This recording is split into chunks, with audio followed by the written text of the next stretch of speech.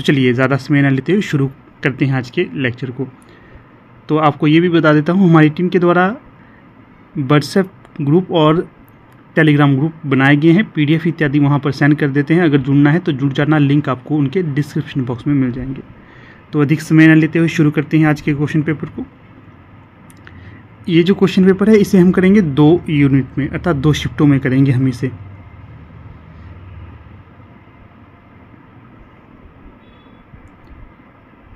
यार तो क्यों निकल रहा है, 2 शिफ्टों में करेंगे, ठीक है। तो 50 यहाँ पर करेंगे, तो 50 नेक्स्ट वीडियो में कर लेंगे। तो पहला प्रश्न पूछा गया है, नागरिक प्रचारणी सभा की स्थापना कब हुई थी? तो बताइएगा नागरिक प्रचारणी सभा की स्थापना कब हुई थी।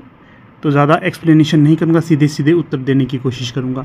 तो जो नागरिक प्रचारणी सभा की स्थापना हुई थी 1893 में हुई थी। और जो 1900 ईस्वी में क्या हुआ था, तो 1900 ईस्वी में हुआ था आपका जो सरस्वती पत्रिका है इसकी शुरुआत हुई थी। और 1900 से ही हिंदी कविता, हिंदी कहानी है इसका शुरुआत हुई थी, इसका भी ध्यान रखना है। 1903 में जो महावीर प्रसाद द्विवेदी है इन्होंने सरस्वती पत्रिका का कार्य संभाला था, संपादन का। कौन सा कथन सही है? दिए गए विकल्पों में से कौन सा सही होगा तो वो बता देते हैं आपको। 4 विकल्प दिए गए हैं, इनमें जो सही होगा तो वो है आपका विकल्प डी, जो सही है। क्या है इसमें? भोजपुरी में ने विभक्ति चिन्ह का अभाव है। जो भोजपुरी बोली है उसमें ने विभक्ति चिन्ह का अभाव है, ये ध्यान रखना है। बाकी जो असंगत होंगे, गलत होंगे तो वो इस प्रकार से है। खड़ी बोली में संज्ञा शब्दों के साथ बाज उठता है, गलत है। ब्रज की क्रियाओं में व्यंजन द्वित्व का प्राधान्य है, ये भी गलत है। अवधि में औकारांत की प्रवृत्ति है, ये भी गलत है, इसलिए ये असंगत हो जाएंगे यहाँ पर, सिवाय विकल्प 2 के। अगला प्रश्न देखिए, प्रश्न संख्या 3, निम्नलिखित में से नाट्य संधियाँ हैं, तो बताना है नाट्य संधियाँ कौन कौन सी है। तो जो तीसरे का सही विकल्प होगा तो वो हो जाएगा आपका विकल्प सी। नाट्य संधियाँ हैं मुख, प्रतिमुख, गर्भ, विमर्श और निर्वहन। ये 3 इसमें जो नाट्य संधियाँ होंगी, सी सही विकल्प होगा। अगला प्रश्न देखिए 4, तमस का कौन सा पात्र कथनी करनी में समान होने की विडंबना को व्यक्त करता है?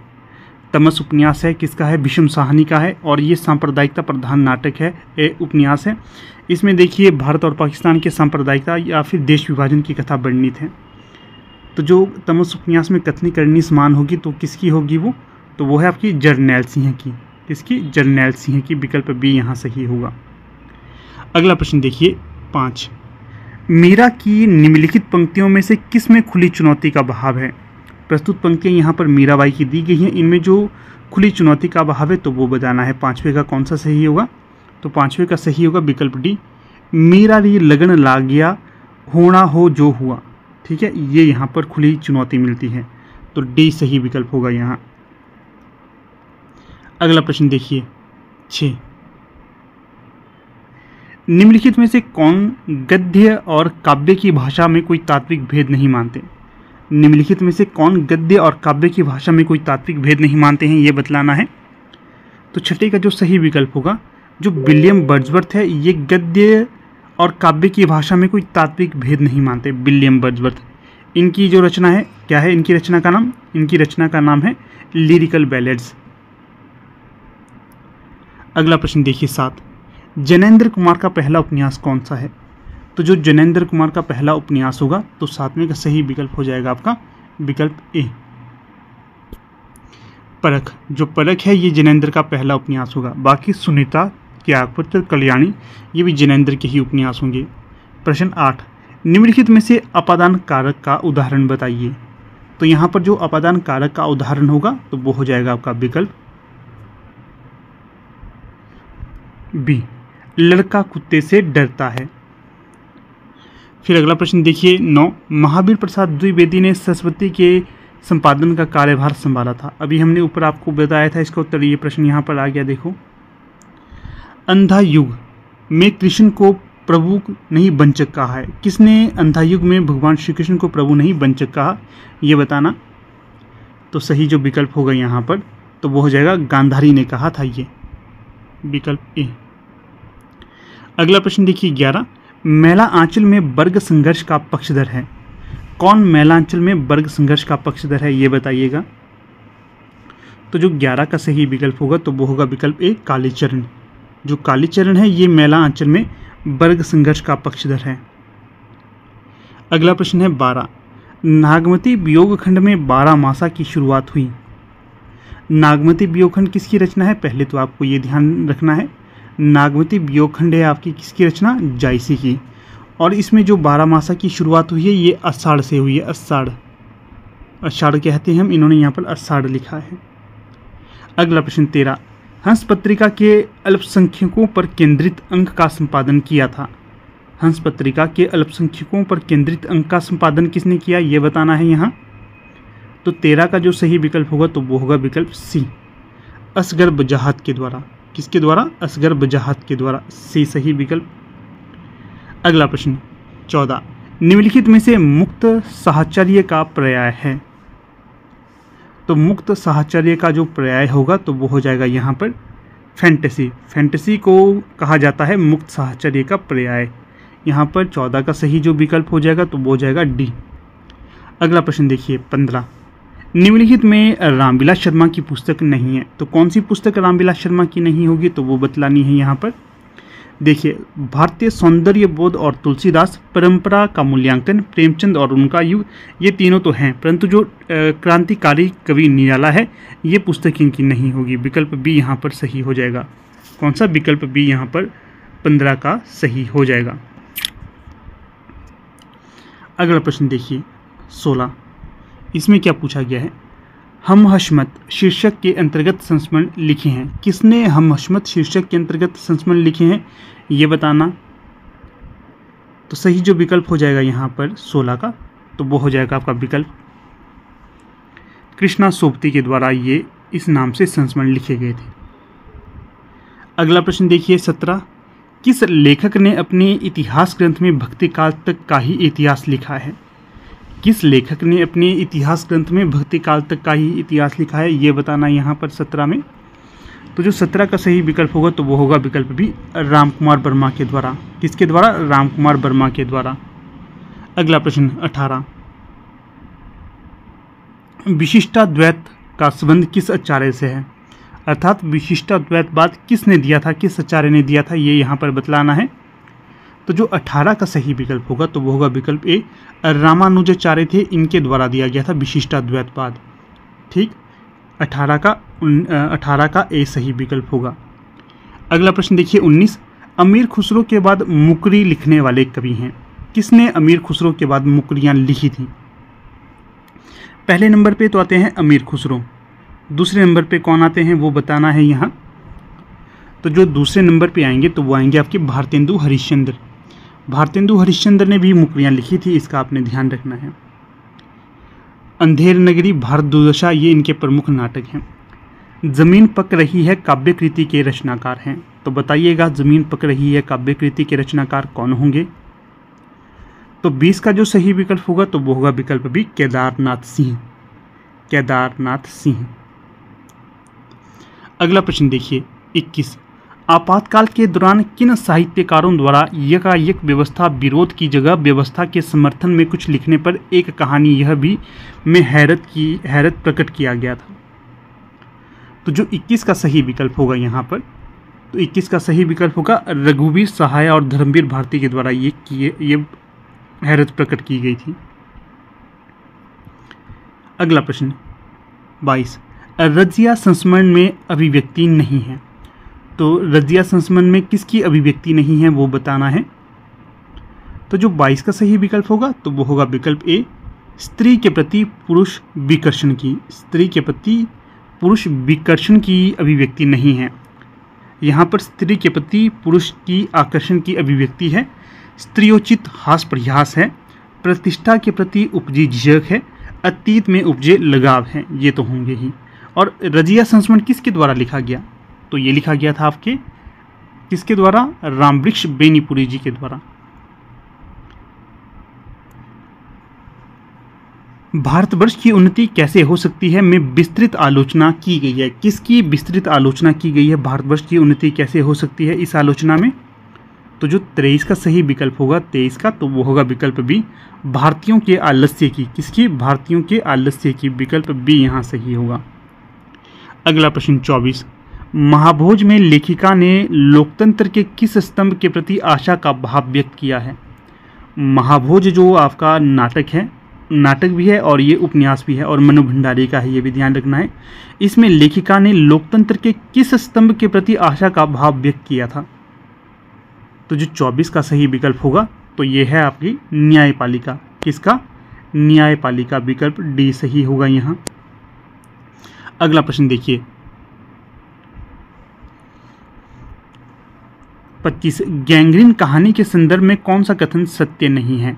तो जो गैंग्रीन कहानी के संदर्भ में सत्य कथन नहीं होगा उसे हम बता देते हैं, तो वो होगा आपका, इसमें सामाजिक संदर्भ और व्यक्ति चरित्र की गहन संवेदना का अभाव है। तो गलत है, ऐसा कुछ नहीं है। जो गैंग्रीन कहानी है इसमें सामाजिक संदर्भ और व्यक्ति चरित्र की गहन संवेदना का अभाव नहीं है। ठीक है, अभाव नहीं है। फिर बाकी जो सत्य कथन होंगे तो वो भी देख लेते हैं। तो सत्य कथन इस प्रकार से हैं, इस कहानी में एक रास्ता को संरचनात्मक स्तर पर प्रस्तुत किया गया है। सही है। यह कहानी मनोविज्ञान के धरातल पर लिखी गई मार्मिक कहानी है। सही है। इसमें स्थिति का स्वीकार मध्यवर्गीय जीवन की नियति है। ये भी सही होगा। गैंग्रीन कहानी अज्ञे की कहानी है। अगला प्रश्न 26, नई कविता के किस कवि का संबंध गांधीवादी विचारधारा से है? तो जो 26 का सही विकल्प होगा तो वो हो जाएगा आपका विकल्प डी, भवानी प्रसाद मिश्र जी का। किसका? भवानी प्रसाद मिश्र जी का। अगला प्रश्न 27, विशिष्ट पद रचना कहा गया, किसे कहा गया विशिष्ट पद रचना? तो जो 27 का सही विकल्प यहाँ पर होगा तो वो होगा 27 का बी, रीति को कहा गया विशिष्ट पद रचना। ये रीति के संबंध में कहा गया, 27 का बी। अगला प्रश्न देखिए 28, मन आवेगों का तंत्र है, ये किसने कहा? मन आवेगों का तंत्र है, ये किसने कहा? ये सही जो विकल्प होगा यहाँ पर ये होगा विकल्प बी, आई.ए. रिचर्ड्स के द्वारा कहा गया कि मन आवेगों का तंत्र है। अगला प्रश्न 29, भारत के संविधान में राजभाषा संबंधी अनुच्छेद हैं। भारत के संविधान में राजभाषा संबंधी अनुच्छेद कौन कौन से हैं वो बतलाना है यहाँ पर 29 में। तो ये देखिए 343 से लेकर 351 तक, 343 से लेकर 351 तक। 30, इसमें क्या पूछा गया है? आत्मजयी की कथा वस्तु का आधार है। तो जो आत्मजयी रचना है कुंवर नारायण की, इसमें कथा वस्तु का क्या आधार है? तो जो सही विकल्प होगा तो वो होगा कठोपनिषद के आधार पर इसकी कथा वस्तु होगी। विकल्प ए सही होगा। अगला प्रश्न 31, कविता क्या है? निबंध के अनुसार कविता की आयु बढ़ती है। कैसे बढ़ती है कविता की आयु, ये बताना है यहाँ। तो 31 का सही विकल्प होगा नाद सौंदर्य के द्वारा कविता की आयु बढ़ती है। यह निबंध किसका है? यह होगा रामचंद्र शुक्ल का। प्रश्न 32, लालपान की बेगम में नहीं है, क्या नहीं है लालपान की बेगम में? तो सही जो विकल्प होगा तो ये होगा आपका वात्सल्य का चित्रण लालपान की बेगम में नहीं है। देखते हैं क्या क्या है। गृहस्थ प्रेम की अभिव्यक्ति, ये तो है। श्रम के फल के प्रति मोह, ये भी है। सामूहिकता के विघटन का दंश। 32, हाँ बिल्कुल, तभी तो मैं कंफ्यूज हो गया। इसमें देखिए वात्सल्य का चित्रण भी है। क्यों? क्योंकि जो लालपान की बेगम के नाम से प्रसिद्ध महिला वो अपनी बच्चों के साथ काफ़ी प्रेम करती है, इसलिए तो ये तो है। जो सामूहिकता के विघटन का दंश, ये लालपान की बेगम में नहीं है, इसलिए यहाँ पर जो सही विकल्प होगा डी होगा। कौन सा? विकल्प डी सही होगा। सामूहिकता का विघटन लालपान की बेगम कहानी में नहीं है। लालपान की बेगम किसकी कहानी है? रेणु की। प्रश्न 33, 2 बार जेल हो आए थे, किसी से दबना ना जानते थे, खद्दर पहनते थे और फ्रांस की शराब पीते थे। गोदान के उपयुक्त कथन में व्यंग्य किया गया है। किसका व्यंग्य किया गया है? किस पर व्यंग्य किया गया है ये बताना है। तो जो प्रस्तुत व्यंग्य किया गया है खन्ना साहब पर यह व्यंग्य किया गया है। विकल्प ए। प्रश्न संख्या 34, रश्मिरथी में इंद्र द्वारा प्रदत्त किस शस्त्र से कर्ण ने घटोत्कच का वध किया? तो जो कर्ण के द्वारा घटोत्कच का वध किया गया था एक अग्नि जो अस्त्र था उसके द्वारा। विकल्प डी यहाँ पर सही होगा 34 का। अगला प्रश्न देखिए 35, विखंडन के लिए जाना जाता है। विखंडनवाद किसके द्वारा दिया गया था? तो जो विखंडनवाद दिया गया था जॉक देरिडा के द्वारा दिया गया था। विकल्प बी यहाँ पर सही होगा। अगला प्रश्न देखिएगा, अगले प्रश्न में क्या पूछा गया है? तो अगले प्रश्न में पूछा गया है दंडी के अनुसार काव्य गुणों की संख्या है। तो दंडी के अनुसार काव्य गुणों की संख्या कितनी है ये बताना है यहाँ पर। तो दंडी और भरतमुनि के अनुसार काव्य गुणों की संख्या 10-10 मानी गई थी। अगला प्रश्न 37, हिंदी के प्रथम नाटक के रूप में चर्चित नहुष के लेखक हैं। तो हिंदी के प्रथम नाटक के रूप में चर्चित नहुष के लेखक कौन होंगे? जो नहुष के रचनाकार हैं ये भारतेंदु हरिश्चंद्र के पिता भी हैं, ये भी आपने ध्यान रखना है, ठीक है। तो पता चल जाएगा आपको क्या नाम है उनका। तो उनका नाम होगा आपका बाबू गोपाल चंद्र। ये रीतिकाल के रचनाकार माने जाते हैं। 37 का सही विकल्प ए। अगला प्रश्न 38, निम्नलिखित में से यात्रा वृत्तांत है। कौन सा यहाँ पर निम्नलिखित में से एक यात्रा वृत्तांत है वो बताना है। तो जो सही विकल्प होगा 38 का तो वो होगा विकल्प ए, एक बूंद सहसा उछली।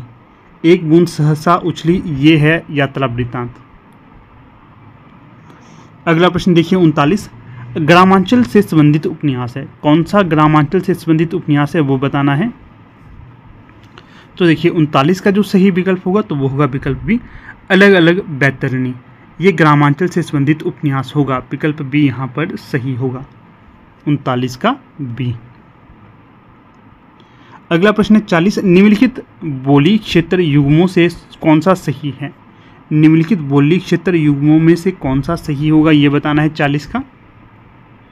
तो 40 का जो सही विकल्प होगा तो वो होगा विकल्प बी, बुंदेली, झांसी, जालौन, दतिया और ग्वालियर। 40 का सही विकल्प होगा विकल्प बी, बुंदेली है ये झांसी में, जालौन में, दतिया और ग्वालियर में बोली जाती है।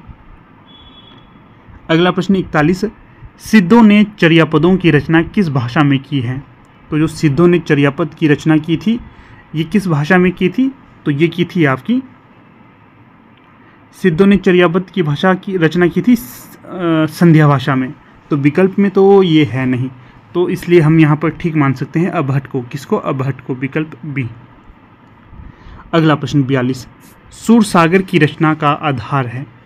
सूरसागर की रचना का आधार किसे माना जाता है? सूरदास की रचना है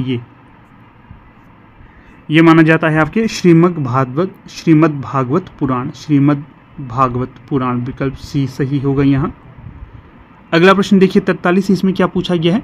बालकृष्ण भट्ट के निबंध किन पत्रों में प्रकाशित होते थे। तो जो बालकृष्ण भट्ट के निबंध प्रकाशित होते थे वो किन पत्रों में होते थे? तो वो होते थे आपके हिंदी प्रतीप और ब्राह्मण में। किसमें? हिंदी प्रतीप और ब्राह्मण में। विकल्प बी यहाँ पर 43 का सही होगा। अगला प्रश्न है 44, इसमें क्या पूछा गया है? आकाशदीप की मूल आधार भूमि है। तो जो कहानी है आकाशदीप किसकी है? ये कहानी जयशंकर प्रसाद की। इसमें जो मूल आधार भूमि है तो वो कौन सा है? तो जो 44 का सही विकल्प होगा तो वो हो जाएगा आपका विकल्प डी, मन की गहन अंतर्द्वंद। जो मन का गहन अंतर्द्वंद था वो इस कहानी में था। विकल्प बी यहाँ पर सही होगा। अगला प्रश्न 45, तुलसी ने राम के उसी प्रकार प्रिय होने की अभिलाषा की है जिस प्रकार क्या? जिस प्रकार से कामी को स्त्री प्रिय होती है उसी प्रकार तुलसी ने राम का प्रिय होने की बात की है। अगला प्रश्न 46, इसमें क्या पूछा गया है? अन्याय जिधर है उधर शक्ति, कहते छल छल हो गए नयन, कुछ बूंद पुनः ढलके दृगजल, रुक गया कंठ, चमका लक्ष्मण तेज प्रचंड, धस गया धरा में कपि गह, युगपद मसक दंड। राम की शक्ति पूजा की इन पंक्तियों में राम की आंखों से आंसू टपकते देख क्या होता है? जब भगवान श्री राम के आंसू टपकते हैं तो उसमें क्या होता है? उस समय देखिए जो राम के पैरों को पकड़कर हनुमान कसमका जाते हैं और तबाही मचाने के लिए तैयार हो जाते हैं। सी सही विकल्प होता है यहाँ पर, सी। अगला प्रश्न देखिए 47, परिवर्तन कविता में परिवर्तन के लिए किसका रूपक प्रयुक्त हुआ है। तो जो 47 का सही विकल्प होगा तो वो होगा आपका विकल्प डी, बासुकी का, बासुकी नाग। अगला प्रश्न 48, निम्नलिखित में से कौन सा आलोचक नई समीक्षा से संबंधित नहीं है? कौन सा आलोचक नई समीक्षा से संबंधित नहीं है ये बताना है यहाँ पर। तो देखिए 48 का सही जो विकल्प हो जाएगा तो वो हो जाएगा बुअलो। जो बुअलो है ये आपकी नई समीक्षा से संबंधित नहीं होगा। बाकी लूसिए गोल्डमान, FR लीविस, टेरी ईगल्टन, ये तीनों ही नई समीक्षा से संबंधित थे, बुअलो नहीं थे।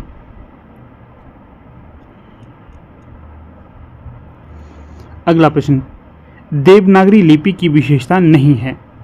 तो जो देवनागरी लिपि की विशेषता नहीं होगी तो सही विकल्प होगा वर्णनात्मकता देवनागरी लिपि में नहीं है। बाकी ग्राह्यता है, सुपाठ्यता है और क्रमबद्धता भी है। अगला प्रश्न है 50, इनमें से कौन सी ध्वनि तालव्य नहीं है? तालव्य ध्वनि नहीं है ये बताना है यहाँ पर। तो जो 50 का सही जो विकल्प होगा तो वो है आपका विकल्प डी, र तालव्य ध्वनि नहीं है। अगला प्रश्न देखिए, इसमें क्या पूछा गया है, शब्दकोशानुसार सही क्रम वाले विकल्प कौन से हैं? तो जो शब्दकोश के अनुसार से सही क्रम में कौन से विकल्प आएंगे तो वो यहां पर तो वो बताने हैं यहां पर। तो देखिए 51 में जो सही विकल्प आएगा तो वो होगा आपका सही क्रम में कौन कौन से, एक तो है विकल्प ए,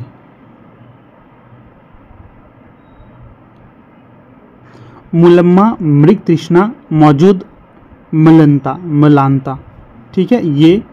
उसके बाद मलांता, मृग तृष्णा, मुलम्मा और मौजूद, ये ए और बी सही होंगे। ए और बी कहाँ पर हैं?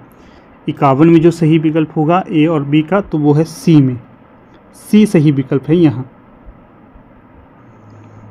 अगला प्रश्न देखिए 52, अपभ्रंश के विषय में दिए गए कथन की क्या क्या यहाँ पर कथन है 52 में। तो देखिए इसमें ली ध्वनि का लोप हो गया, अपभ्रंश में नहीं, इसमें ली ध्वनि का लोप नहीं हुआ था। फिर इसमें द्विवचन का प्रयोग होता है, नहीं, इसमें द्विवचनों का प्रयोग नहीं होता है। इसमें व्यंजन द्वितीकरण की प्रवृत्ति घटी, हाँ जी ये घटी थी, सही है। इसमें व्यंजन ध्वनियों के लिए स्वरागम होने लगा, तो ये भी सही है। सी डी सही होंगे यहाँ पर। कौन कौन से सी डी विकल्प में है? तो ये विकल्प सी में होंगे, सी और डी। अगला प्रश्न देखिए 53, इसमें क्या पूछा गया है, सिद्धों द्वारा प्रणीत दोहा, कोश और चर्यापद की विषय वस्तु है। तो 53 में जो सही विकल्प होगा तो वो होगा दोहों में मतों का खंडन मंडन किया गया है, नहीं ऐसा कुछ नहीं है। चर्यापदों में अनुभूति और रहस्य भावना की प्रधानता है, बिल्कुल सही है जी ये तो। फिर दोहों में धार्मिक भावाकुलता है, ये भी नहीं है। चर्यापद श्रृंगारिक है, हाँ कहीं कहीं पर चर्यापद श्रृंगारिक भी है। तो 53 का जो सही विकल्प होगा तो वो होगा विकल्प बी और डी। बी और डी कहाँ पर है? बी और डी है आपका विकल्प बी में ही।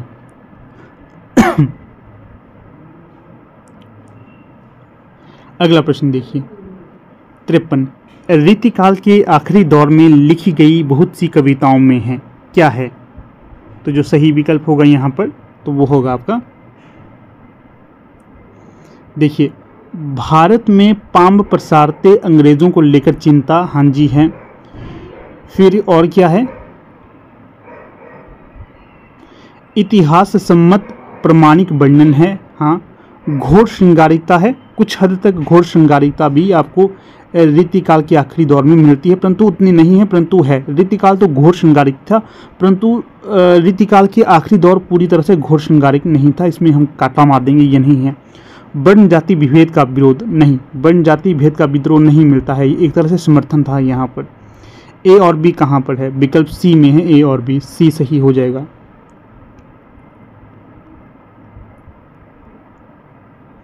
अगला प्रश्न देखिए 55, भारतेंदु युगीन कविता की विशेषताएं हैं। क्या क्या भारतेंदु युगीन कविताओं की विशेषता होगी? तो देखिएगा, मध्यकालीन बोध की प्रमुखता नहीं, भारतेंदु युग में मध्यकालीन बोध की प्रमुखता नहीं है। फिर क्या है? आधुनिकता है, बिल्कुल है। राष्ट्रीयता है, बिल्कुल है। सामाजिक चेतना है, हाँ जी ये भी है, ये तीनों हैं। तो कहाँ पर है? BCD। तो 55 में जो BCD होगा ये होगा विकल्प डी में ही, ये सही होगा यहाँ। अगला प्रश्न क्या है? 56, साहित्य की गद्य विधाओं के संदर्भ में सही कथन है। साहित्य की गद्य विधाओं के संदर्भ में जो सही कथन होंगे वो आपको बता देते हैं। तो देखिए,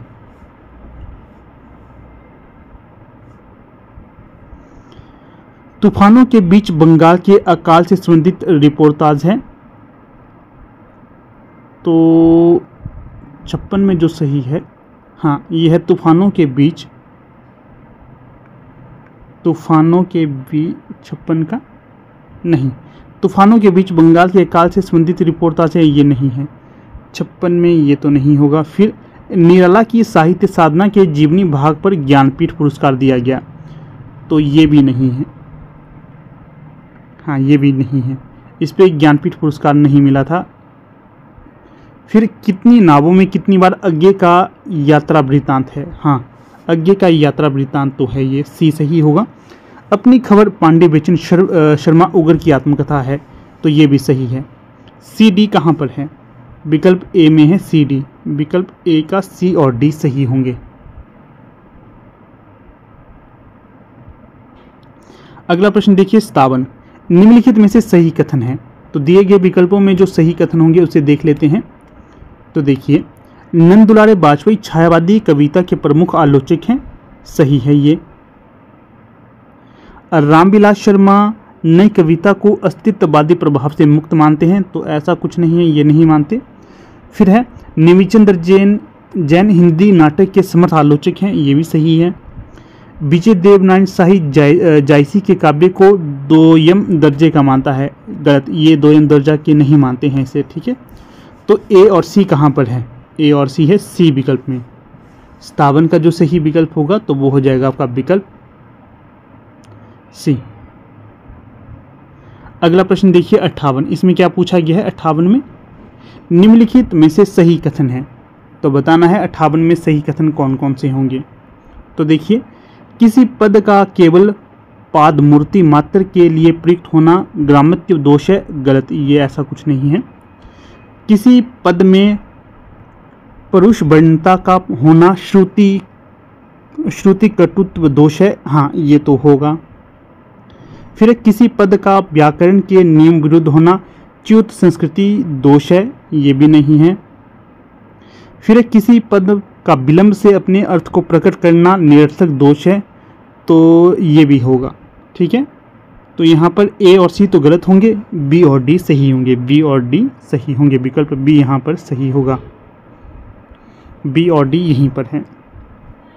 तो देखिए दोस्तों, कुछ इस प्रकार से आज का ये हमारा लेक्चर था। इसके आगे के प्रश्न हम नेक्स्ट वाले वीडियो में कर लेंगे, ठीक है। तब तक आप हमारे चैनल के साथ बने रहिए। कोई डाउट या कोई संदेह हो तो अवश्य आप इसके लिए जुड़ना, ठीक है।